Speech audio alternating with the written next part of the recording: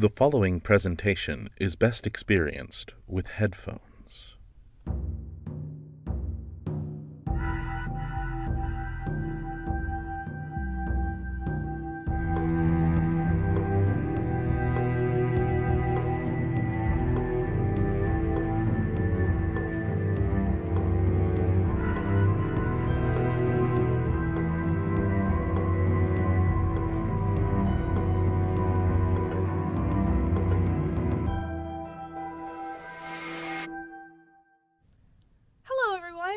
I was just about to knock on the door.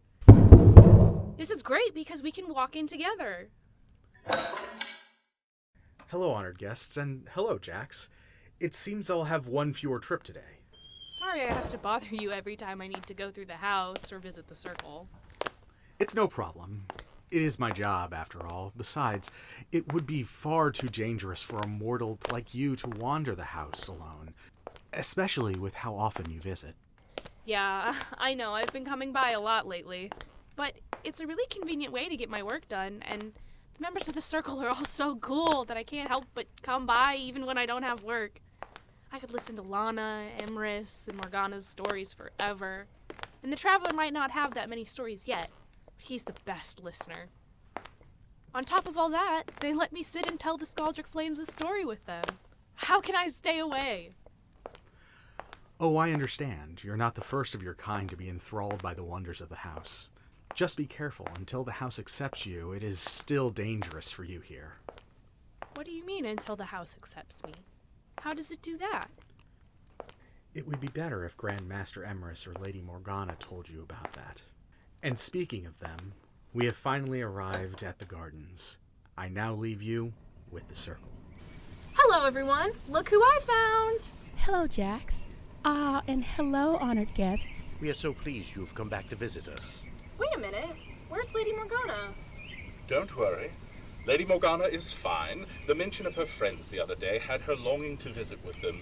And as luck would have it, the Snow Queen was available today, so she is off visiting her. It is nice that she can reconnect with important people from her past.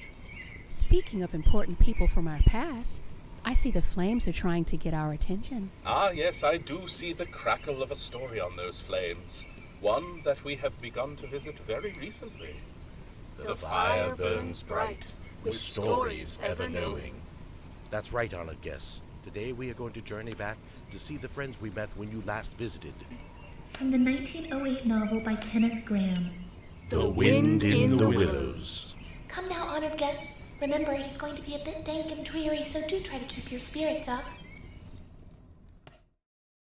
When Toad found himself immured in a dank dungeon, he flung himself at full length on the floor And shed bitter tears. and abandoned himself To to dark dark despair. despair. Toad cried. This is it. This is the end of everything. At least it's the end of the career of Toad, which is the same thing. The popular and handsome Toad, the rich and hospitable Toad, the Toad so free and careless and debonair. How can I hope to be ever set at large again? Lamentations such as these filled Toad's days and nights for several weeks. And he refused his meals. The only person who he would talk to at all was the Gaoler's daughter. She was a kind-hearted girl who was pitying the misery of Toad, so she said to her father one day, Father, I can't bear to see the poor beast so unhappy and getting so thin. You let me have the managing of him. You know how fond of animals I am. I'll make him eat from my hand and sit up and do all sorts of things. Her father replied, You can do what you like with him. I'm tired of Toad, and his sulks, and his airs, and his meanness. So that day she went on her errand of mercy and knocked at the door of Toad's cell. Now cheer up, Toad, and sit and dry your eyes and be a sensible animal. And do try and eat a bit of dinner.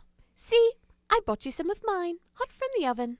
Toad sat up on end, Dried his eyes, sipped his tea, and munched his toast. and soon began talking freely about himself and the house he lived in, and his doings there, and how important he was, and what a lot of his friends thought of him. The gaoler's daughter saw that the topic was doing him as much good as the tea, as indeed it was, and encouraged him to go on. Tell me about Toad Hall. It sounds beautiful. Toad Hall is an eligible, self-contained gentleman's residence. Very unique, dating in part from the 14th century, but replete with every modern convenience. My, how wonderful! And what about your animal friends? At this, Toad began talking more, and the daughter was very interested in all he had to tell her about them, and how they lived, and what they did to pass their time. When she said, Good night, Toad. Toad was very much the same sanguine, self-satisfied animal that he had been of old. He curled himself up in the straw and had an excellent night's rest and the pleasantest of dreams. In the days that followed, they had many interesting talks together, and the gaoler's daughter grew very sorry for Toad. I thought it a great shame that a poor little animal should be locked up in prison for what seemed to me a very trivial offense. So the daughter came up with a plan. She said one day, Toad, And, of course, then Ratty got very cross with me. He's just always getting listen, so cross. please. I have an aunt who is a washerwoman. There, never mind.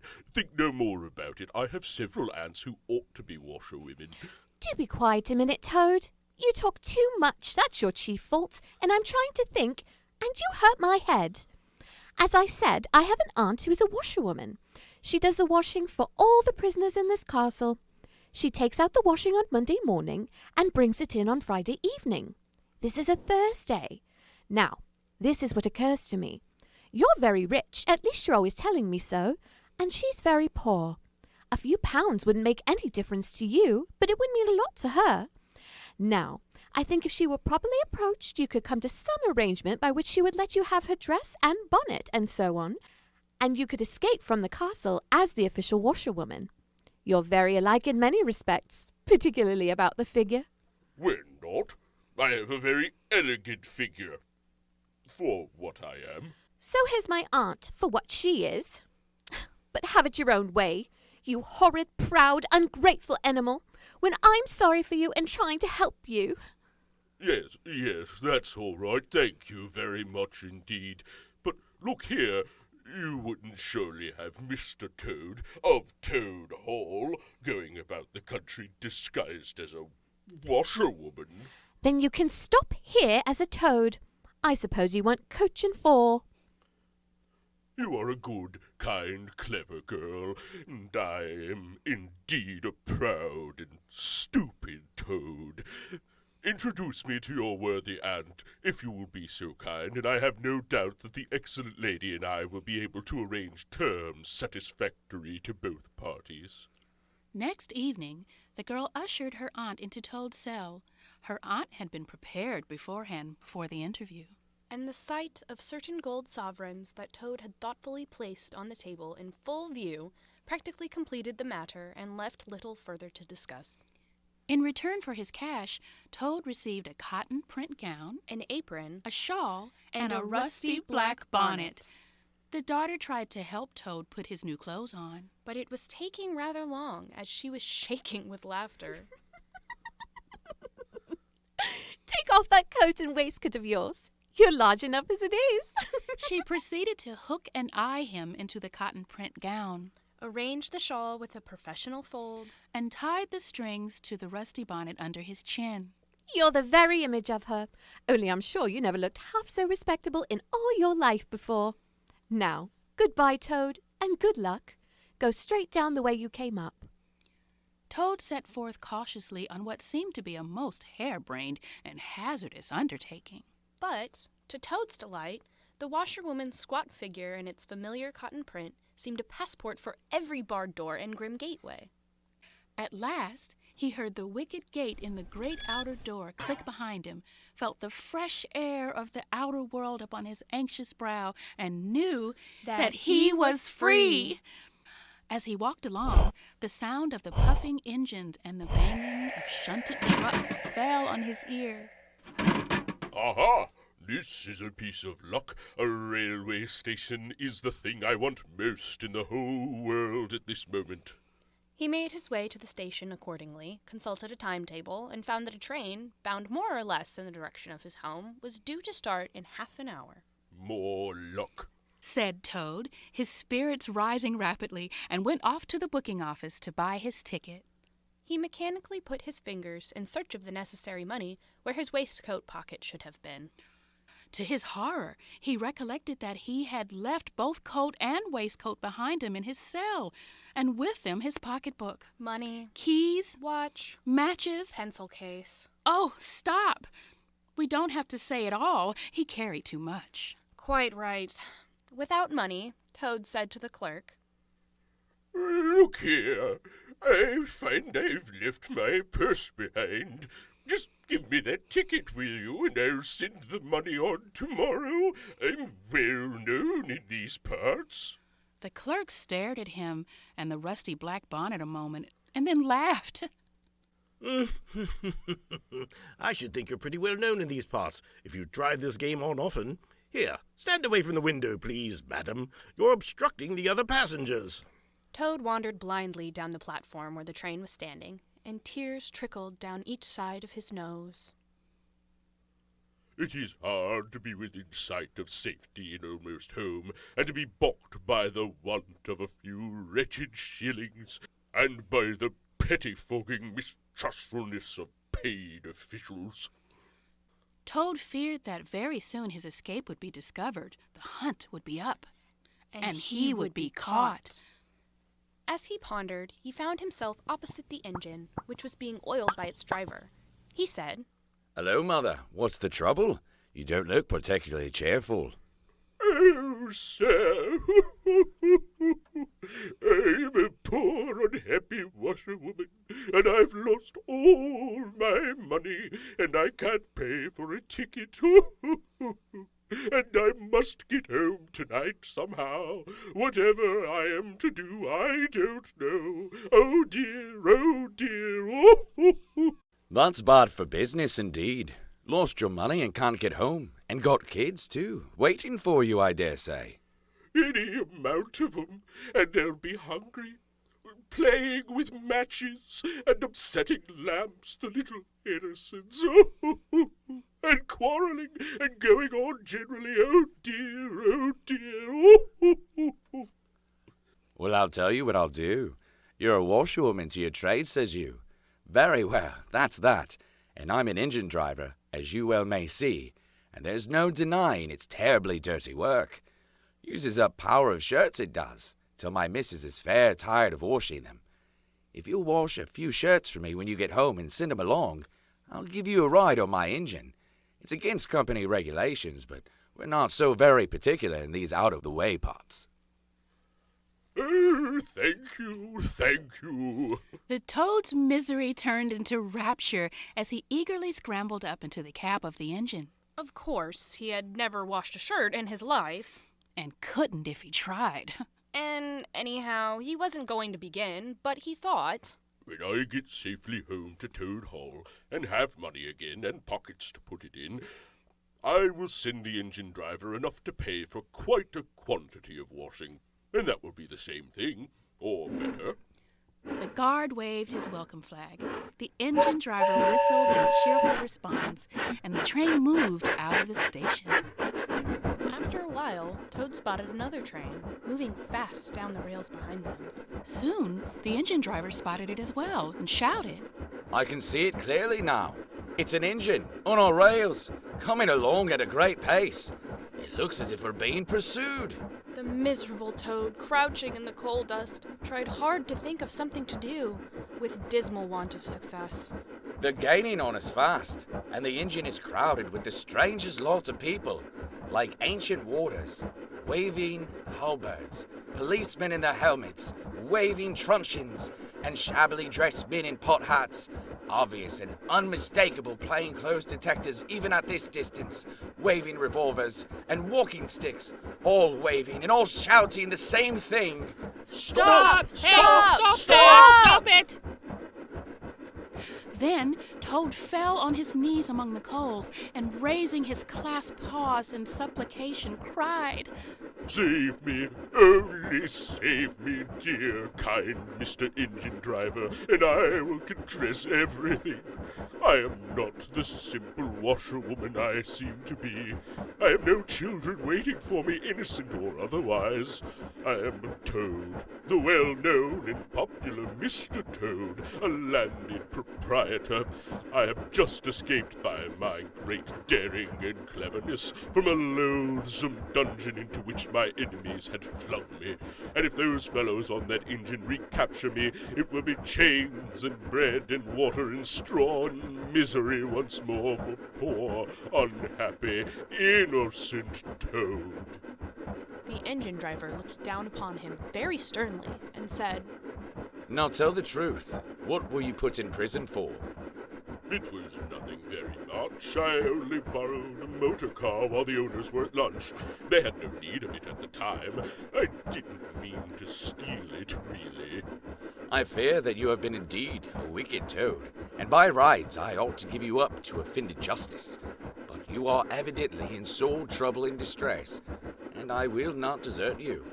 I don't hold with motor cars for one thing, and I don't hold with being ordered about by policemen when I'm on my own engine for another.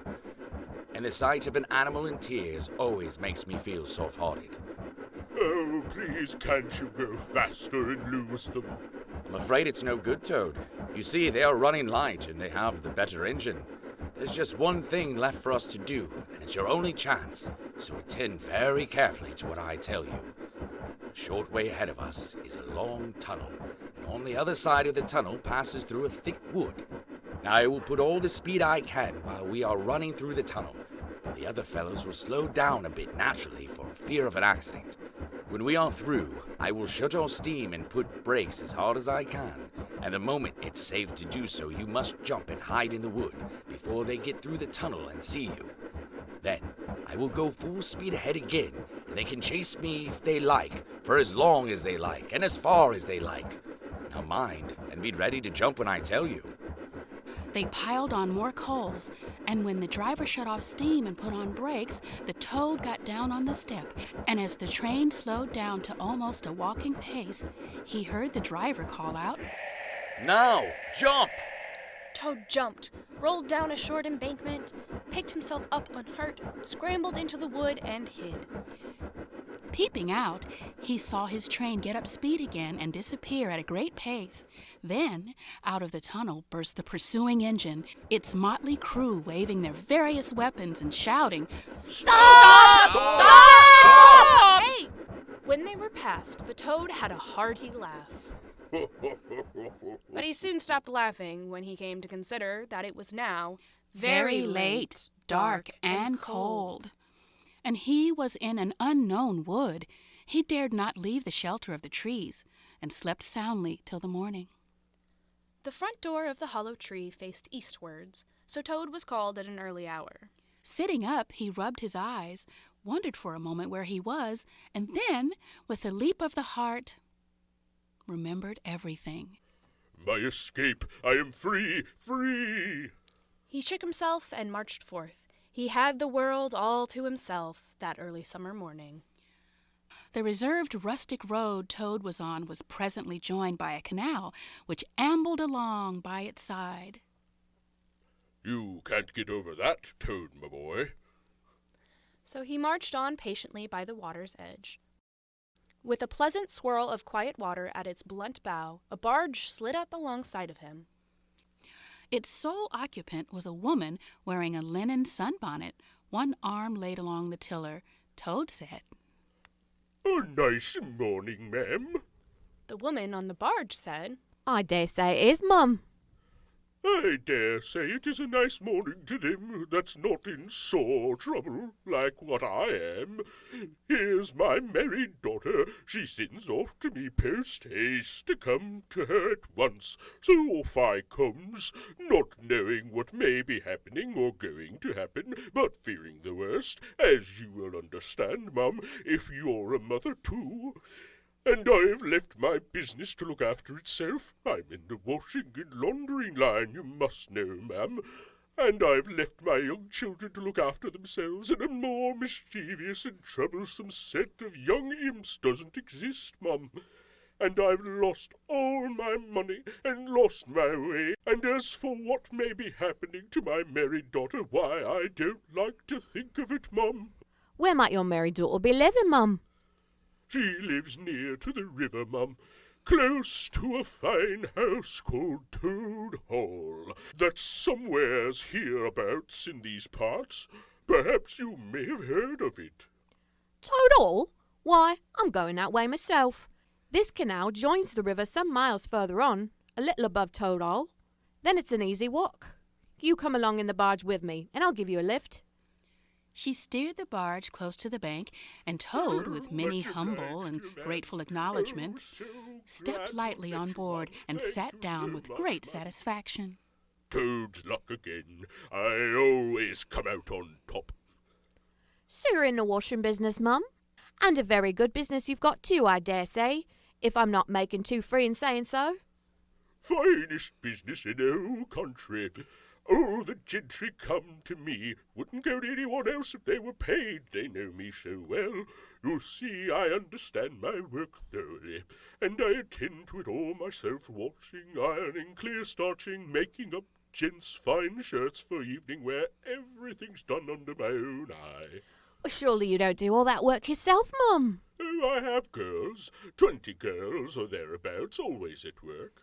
And are you very fond of washing? I love it. I simply dote on it. Never so happy as when I've got both arms in the washtub. But then it comes so easy to me, no trouble at all. A real pleasure, I assure you, Mum. What a bit of luck meeting you. A regular piece of good fortune for both of us. Why, what do you mean? Well, look at me now. I like washing too, just the same as you do. And for that matter, whether I like it or not, I got to do all my own. There's a heap of things of mine you'll find in the corner of the cabin. I'll just take one or two, the most necessary sort, and put them through the washtub as we go along. Why, it'll be a pleasure to you, as you rightly say, and a real help to me. You'll find a tub handy, some soap, and a kettle on the stove, and a bucket to haul up water from the canal with. Then I shall know you're enjoying yourself, instead of sitting idle here, looking at the scenery and yawning your head off.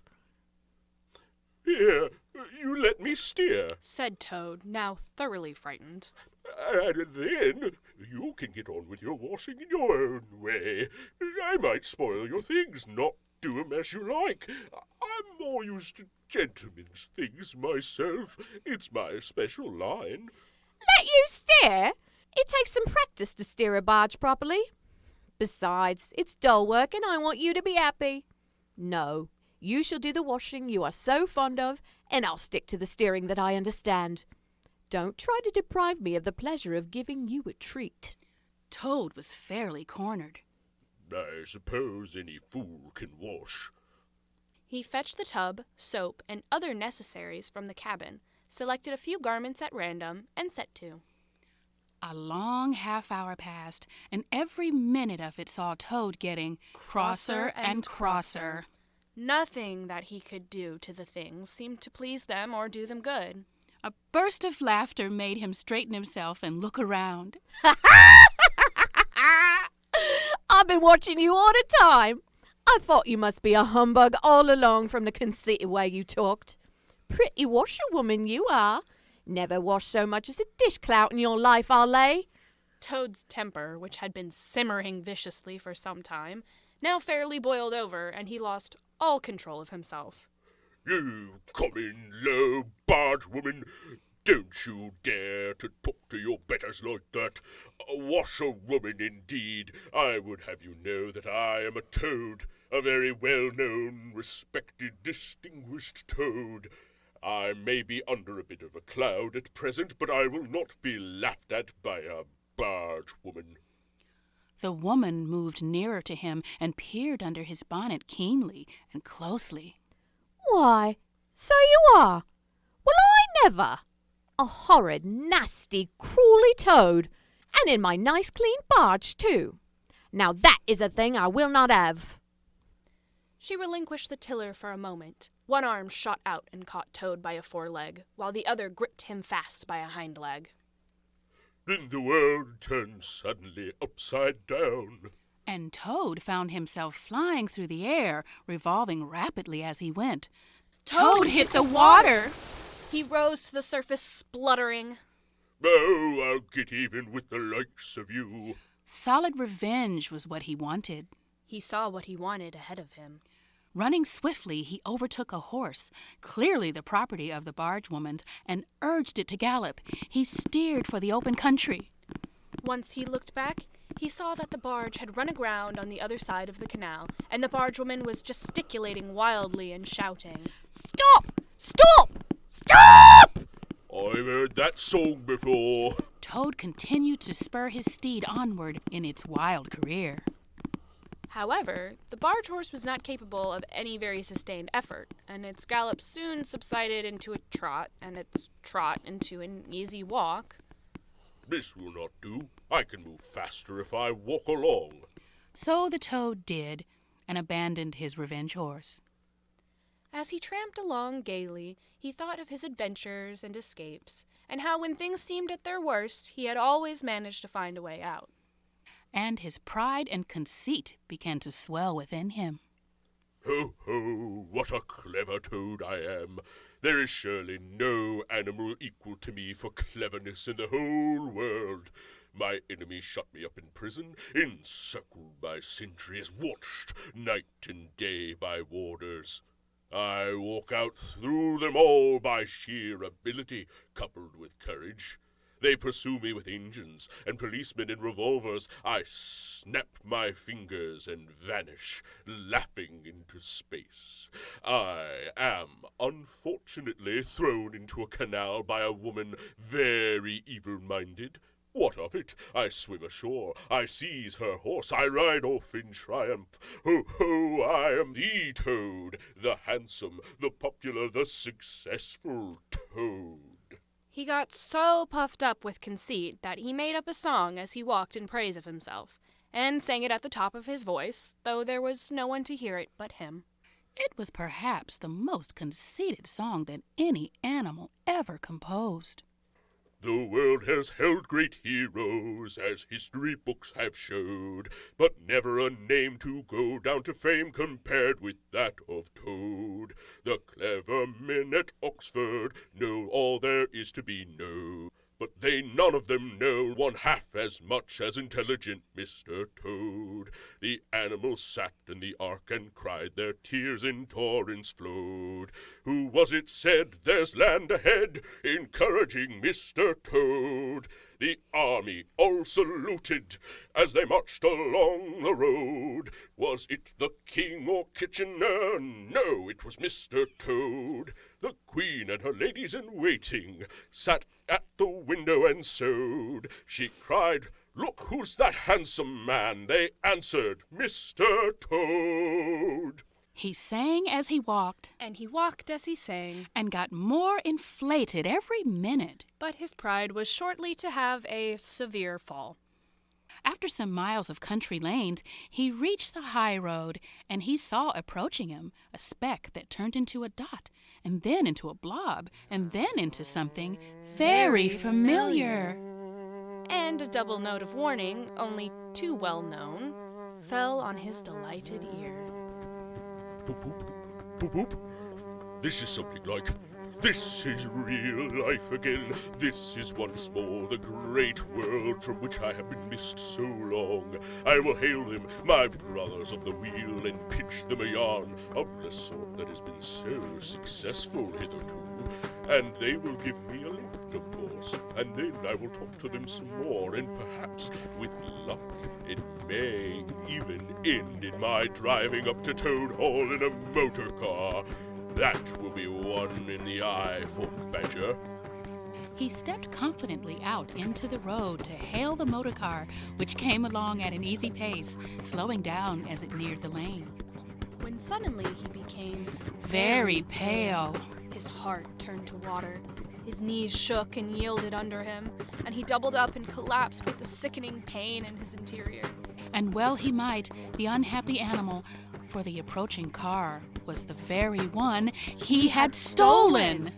And the people in it were the very same people he had sat and watched at luncheon in the coffee room. He sank down in a shabby, miserable heap in the road, murmuring to himself in his despair.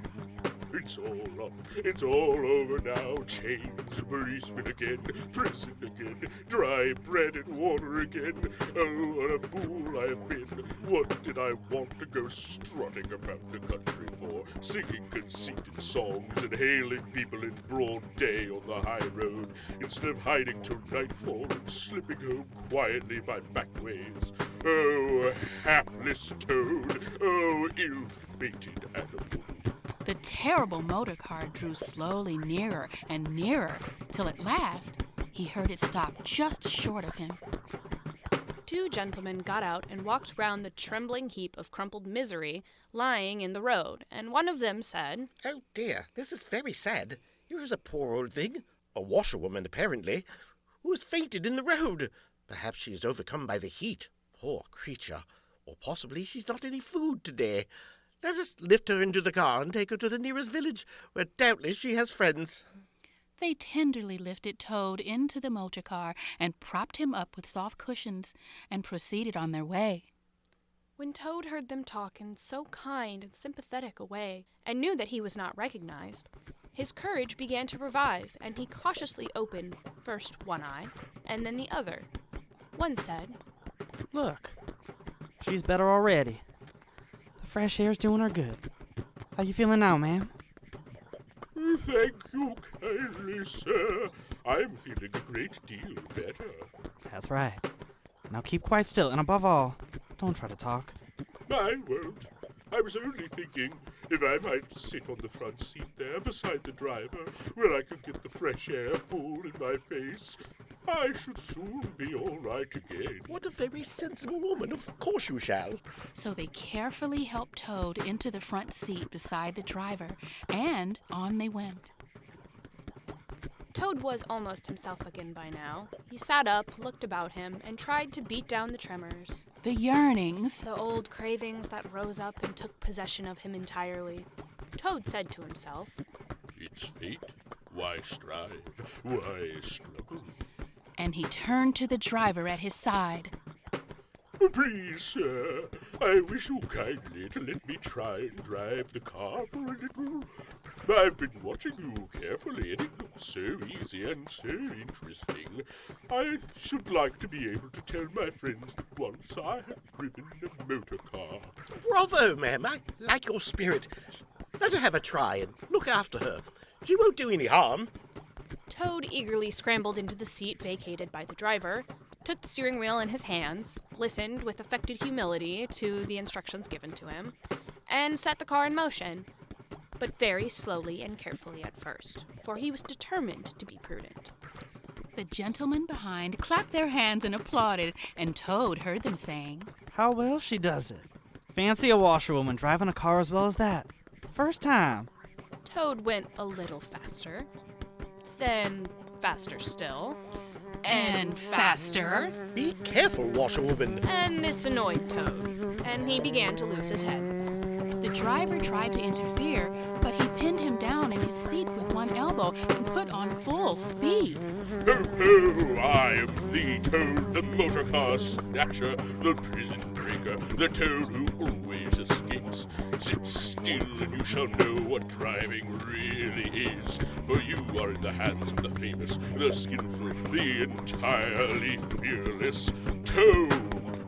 Seize him! Seize the Toad, the wicked animal who stole our motor car. Bind him, chain him, drag him to the nearest police station. Down with the desperate and dangerous Toad. Alas! They should have thought. They ought to have been more prudent. They should have remembered to stop the motor car somehow before playing any pranks of that sort. With a half turn of the wheel, the Toad sent the car crashing through the low hedge that ran along the path, and himself jumped out the window. Sitting up, Toad could just see the motor car in the pond, nearly submerged, and the gentlemen were floundering helplessly in the water. He picked himself up rapidly and set off running across the country as hard as he could. Ho, ho, Toad again. Toad, as usual, comes out on the top.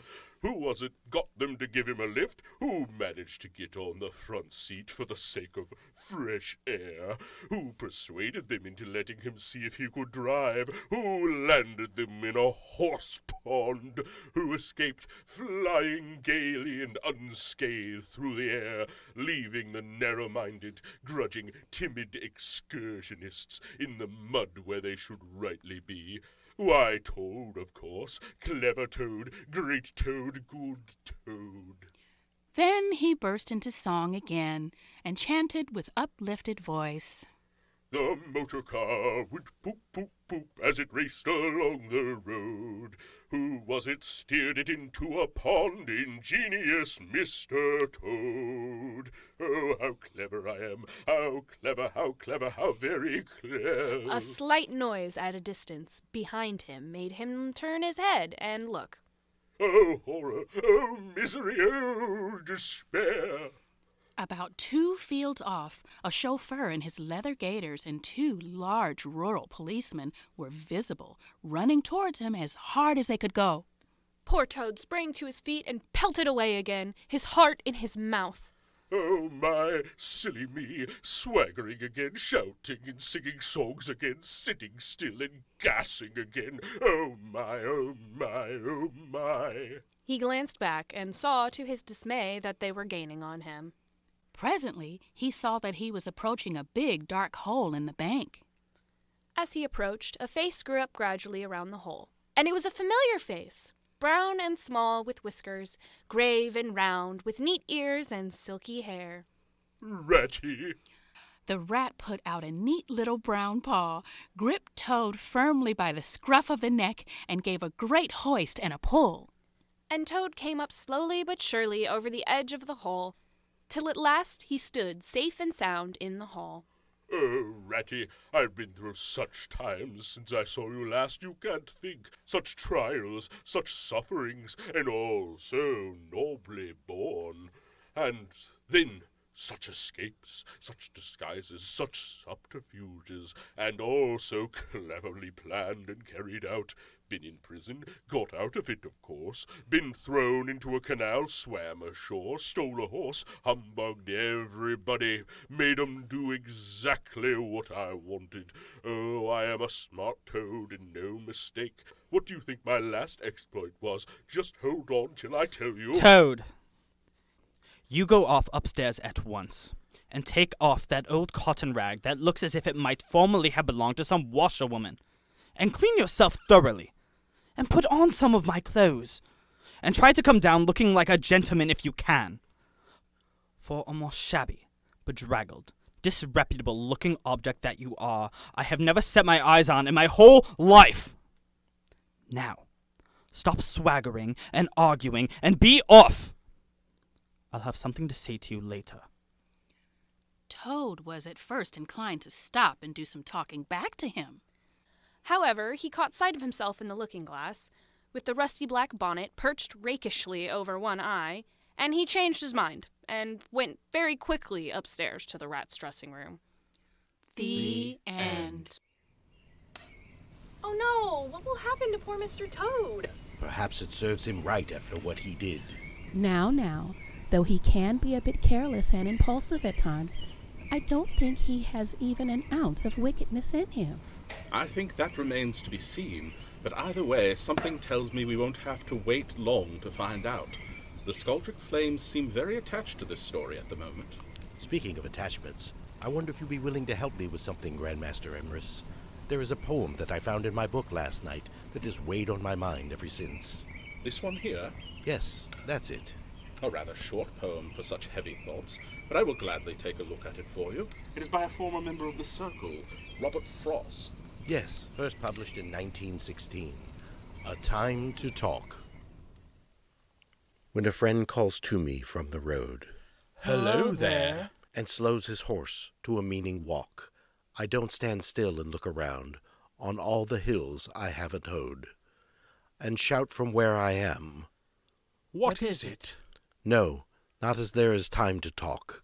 I thrust my hoe in the mellow ground, blade end up and 5 feet tall. On the way.